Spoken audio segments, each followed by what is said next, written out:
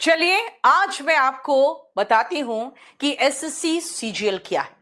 और बहुत सारे बच्चे जो अभी 12th पास करके निकले हैं, जो सीजीएल की तैयारी करना चाहते हैं, या फिर जो ग्रेजुएट्स हो चुके हैं और अब तैयारी में कूद ही रहे हैं, उनको थोड़ा सा मैं डिटेल में बता दूं कि भाई इसमें क्वालिफिकेशन क्या चाहिए, age limit, exam pattern, syllabus, physical requirement, salary, power and promotion, ये सब क्या क्या है। सबसे पहले मैं आती हूं कि स्टाफ सिलेक्शन कमीशन जो कमीशन है, जो एग्जाम्स लेती है एसएससी के डिफरेंट लेवल का, वो बेटा याद रखिएगा सीजीएल का एग्जाम लेती है, जिसके लिए आपके पास ग्रेजुएशन की डिग्री होनी चाहिए। सीएचएसएल का एग्जाम देना है तो आपके पास 12th होना चाहिए आपका कंप्लीट। एमटीएस बेटा 10th लेवल का ही होता है।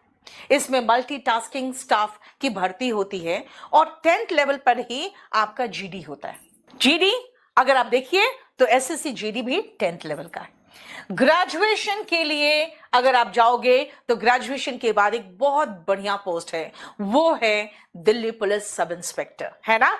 वो आप पाओगे सीपीओ के तहत एग्जाम देकर।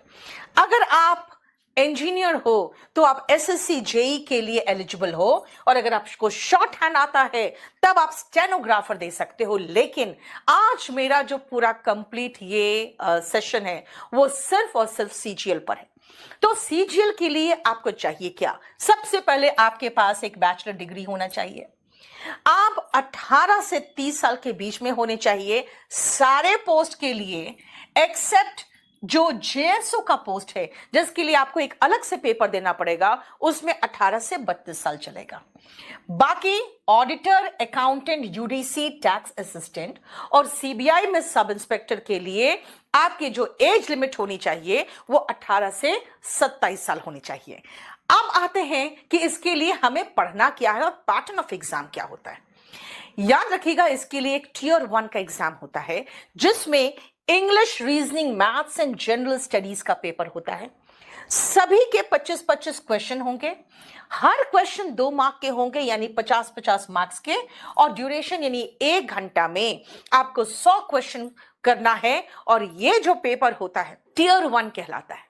टियर 1 पेपर पास करने के बाद आप एलिजिबल होते हो टियर 2 के लिए, जिसमें याद रखिएगा कि पेपर 1 में section 1 and section 2 and section 3 ये तीनों होता है।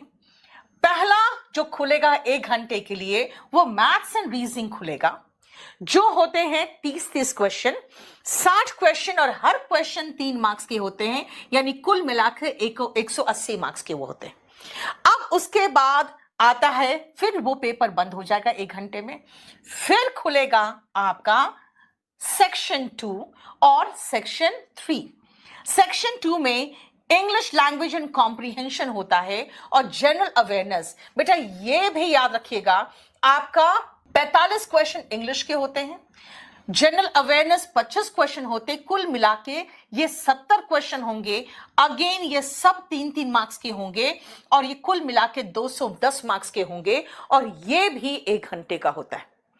15 मिनट में आपको 20 क्वेश्चन करने हैं कंप्यूटर नॉलेज के, और याद रखिएगा ये अगेन 3 मार्क्स के हैं, यानी 60 का।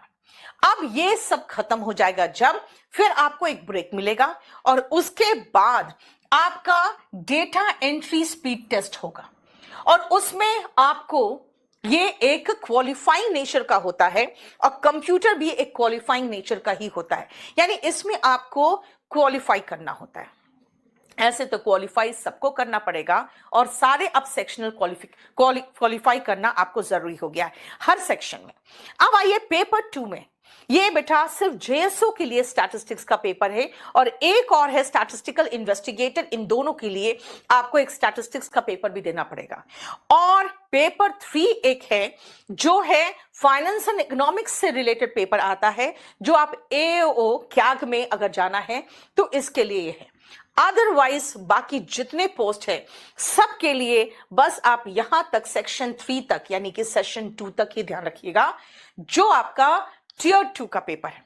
पहले इसमें एक टियर 3 भी होता था जो खत्म हो गया। अब टियर 3 का ऐसा कोई भी पेपर नहीं होता। सिलेबस आइए, तो आप जब सिलेबस ध्यान से देखिएगा तो आपको महसूस होगा ये 10 तक का सिलेबस है, लेकिन हम लोग जो आपको तैयारी करवाते हैं, कम समय में ज्यादा से ज्यादा क्वेश्चन आपसे हो जाए उसकी तैयारी करवाते हैं। इसीलिए मैथ्स, इंग्लिश एकदम बहुत आराम से, बहुत अच्छे से तैयार हो जाता है। हालांकि स्कूल के सिलेबस में रीजनिंग नहीं होता, लेकिन जो रीजनिंग आता है वो सिर्फ कॉमन सेंस रीजनिंग आता है। हमारे टीचर्स आपको कम समय में ज्यादा से ज्यादा क्वेश्चन कैसे सॉल्व कर सकते हो ये जरूर सिखाते हैं, अदरवाइज ये कॉमन सेंस की बात होती है। तो ये सारा जो सिलेबस है प्लस जो आपके जनरल स्टडीज का सिलेबस है, आप अगर देखोगे तो सेम सिलेबस है जो आप 10th में स्कूल में पढ़ते हो। इसीलिए कोई बहुत रॉकेट साइंस नहीं है और बहुत बढ़िया से बढ़िया पोस्ट आपको मिल जाता है एक प्रतिष्ठित सरकारी नौकरी एसएससी के तहत। लेकिन उसके लिए एक सिस्टमैटिक तरीके से स्मार्ट वर्क करके आपको तैयारी करनी पड़ेगी। और ये जो कंप्यूटर है, कंप्यूटर का ये सिलेबस है जिसमें आपको सिर्फ क्वालिफाई करना है, ये ध्यान रखिएगा। लेकिन बहुत सारे बच्चे इसमें क्वालिफाई नहीं कर पाते हैं। कई बार ऐसा होता है जिसके कारण उनको बहुत बढ़िया पोस्ट मिल सकता था और वो नौकरी के रेस से ही आउट हो जाते हैं। इसलिए इसको हल्के में हम नहीं ले सकते। अब आइए कि अगर फिजिकल स्टैंडर्ड की बात करें तो बेटा फिजिकल स्टैंडर्ड हालांकि सब में लागू नहीं होता, लेकिन अभी मैं बता दूं आपको, जैसे अगर आप सेंट्रल एक्साइज में देखो, एग्जामिनर में देखो, प्रिवेंटिव ऑफिसर में देखिए, तो इसमें आपका एक फिजिकल स्टैंडर्ड होता है। फिजिकल स्टैंडर्ड में आपकी जैसे हाइट होनी चाहिए 157, हालांकि 157.5 में कुछ रिबेट मिलता है अगर आप शेड्यूल्ड ट्राइब से हो, असम से हो, गोरखा ट्राइब से हो, तो आपको कुछ उसमें छूट मिलती है। लेकिन ये बहुत आसानी से फिजिकल एंड मेडिकल टेस्ट बच्चे पास कर जाते हैं। याद रखना जैसे रेस वगैरह भी, क्योंकि बहुत ज्यादा डिफिकल्ट नहीं होता। इसीलिए सबसे मेन आपको जो तैयारी करनी पड़ती है वो रिटन की तैयारी करनी पड़ती है पावर में। और ये जरा देखिए पावर में क्या सुंदर और स्मार्ट लगते हो आप वर्दी में, है ना।